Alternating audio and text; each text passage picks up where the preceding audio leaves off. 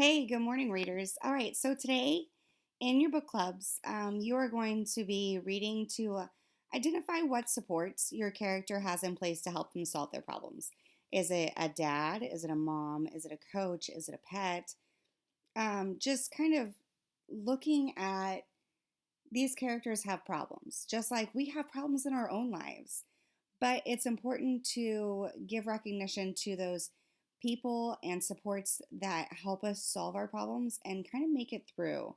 So that's what you're looking for today in your own book club books. I have linked here for you my blank graphic organizer if you would like to use that. I know a couple of you use that for organizing your thinking, and usually your thinking turns out to be more evolved and very thoughtful. So, thank you so much for taking the time to do that. And I hope that more of you will be thinking about what supports are in place and how do you know that? How do you know that that's the person? Okay, so here's that blank graphic organizer. And then my video, after I finish it, is going to be right here. And then here's the full video of Matt De La Pena reading his story. So that is here for you too if you've missed some of the rest of the story. Because today we are here in the end.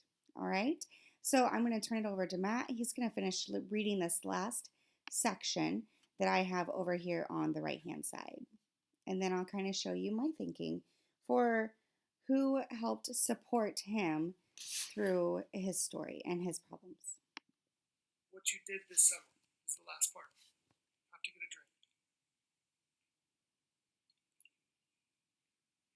Back. This is the last page and a half. What you did this summer. Your first class on your first day of ninth grade will be English with Mr. Howe.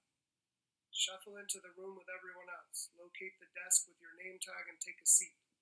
After Mr. Howe goes around the room, having everyone introduce themselves, he'll ask the class to pull out a sheet of paper.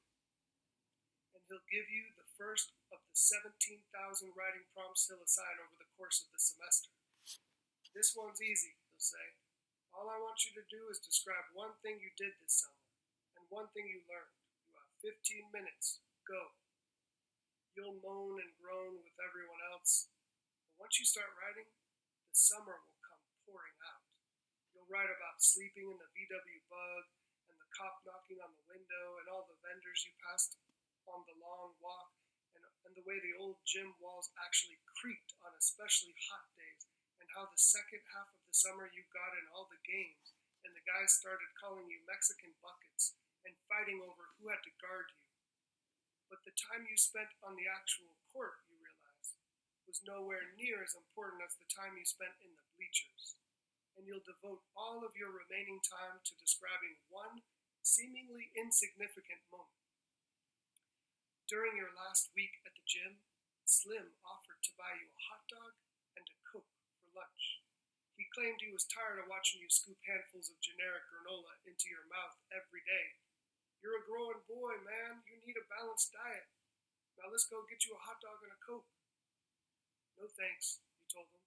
He looked at you surprised. You sure? My treat. Nah, I'm good, you said. But thanks. All right, he said, shrugging. Guess you must really like that granola. And then he walked away. Truth was, you turned him down that day because you knew he didn't have any money. He'd lost his security guard job at the start of summer. His shoes were falling apart, and you heard he'd been evicted from his apartment. Saying no, you thought, was the right thing to do. But on the car ride home that afternoon, your pop shook his head in disappointment. He turned down his news show for the first time all summer. When a man with nothing offers to give you something, he said, you take it. You do? Always. Why? He glanced at you as he merged onto the freeway. You just do, all right? At the time, it didn't make much sense. You saved Slim money, but as you write, you'll begin to see it differently. And you'll end the assignment by saying, what I learned is that when a man who stays mostly quiet offers advice, you take it. You just do, all right? Trust me. So thank you for listening to me read that story. And if anybody wants to ask a question, you certainly can. I have about 6 months to be here with you, because that's basically what's happening, right? So here, I'm going to turn off this thing.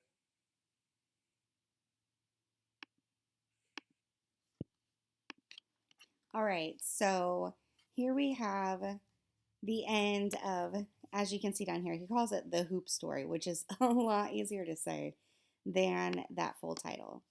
Okay, so my own thinking, and I tried to like make my own little post-it notes so I could review one part at a time. Um, so here you go. Here's my page. And it says that my goal is to identify what supports your character has in place to help them solve their problems. The name of my story is here. And then my 3 column chart is where I state the conflict or problem and then who helps the main character through it. So that's a simple column, just somebody's name. And then how exactly do they help? All right, so let's look at the first one. And just know that I went through like the whole story start to finish since I'm now at the end of it. So I really wanted to kind of evaluate the conflicts that the character had gone through and who was there so that I could create a bigger picture at the end. So just know that I didn't only use this one section, I actually used the whole story. Okay. All right, so here we go. I'm going to delete this little post it note. And so the first one, the first conflict that he had was that he's outgrown his local run. He was done with the basketball hoop court down the street. He needed a little bit more challenge. So, who helps the main character through it? His dad. How does he help? He allows him to ride with him to work each morning so that he can get to the Muni Gym in Balboa Park. So, I also cited which pages that was on. So, first problem, dad helped him. He's like, sure, go ahead, but get your, and I think it's funny, he says, get your skinny tail to the car by blah, blah, blah. Okay, let's look at the next one. Another conflict, Matt isn't being allowed to play basketball. Who helps the main character through it? Dante. Dante put Matt in the next game in his spot. And this gave Matt the big opportunity to show the other guys that, hey, I can ball, I can play, let me in. And this really opened the door for the rest of his summer. So, who helped him through it? Dante. Dante was a huge support at this time. All right. And then Matt doesn't really know how to come to a new gym and begin playing ball with the regulars at that gym. So, who helped the main character through it? Who taught him how to solve this problem even in the future? Well, again, it's Dante. When that ball rolled out of court, he gave him advice for how to make this happen. And I just pulled that exact quote because I think it's some pretty sound advice. You want to get in the games? You don't just sit there like a punk, right? You stand up and challenge the baddest dude in the gym. Then do your thing, understand?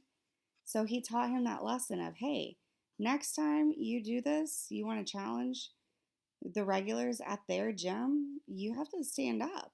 And again, Dante was the one who helped him through that.